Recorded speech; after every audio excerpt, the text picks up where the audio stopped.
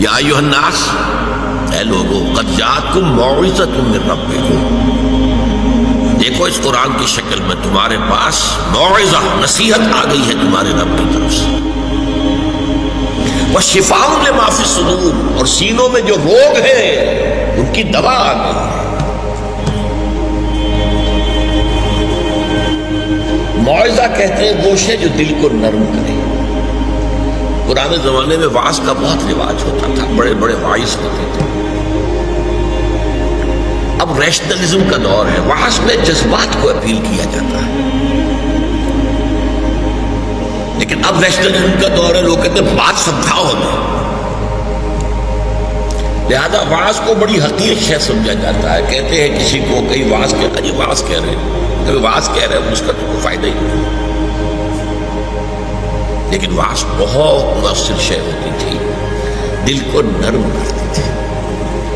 دل سخت ہو جائے تو کوئی شے اثر نہیں کرتی۔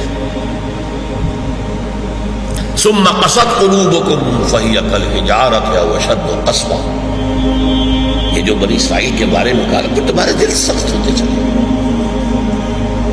اور وہ پتھروں کی مانند ہو گئے، بلکہ پتھروں سے بھی زیادہ سخت۔ تو قرآن اس کے اوپر آئے گا، پھسل جائے گا، چلا جائے گا۔ پتھروں پہ کیا پانی کا اثر ہو؟ اس کو پہلے نرم کرو، زمین میں ہل چلاتے ہو، پھر اس نرم مٹی میں بارش کا پانی جذب ہوتا ہے، جب جذب ہوگا تو نتیجہ دکھائے گا، اور کچھ نہیں، گھاس تو ہو جائے گی نا اگر آپ نے فصل نہیں بیجی ہے۔ تو پہلے موعظہ ہے یہ تاکہ دل کو نرم کرے، پھر یہ جذب ہو جاتا ہے اندر، اور پھر یہ دوا بن جاتا ہے انسان کے تمام قلبی امراض۔ قلبی امراض کیا ہے؟ انجائنا نہیں، تھرومبوسس نہیں، قلبی امراض حب دنیا، حب مال، تکبر، حسد، شہوت پرستی، دولت پرستی، شہرت پرستی، اقتدار پرستی، یہ امراض،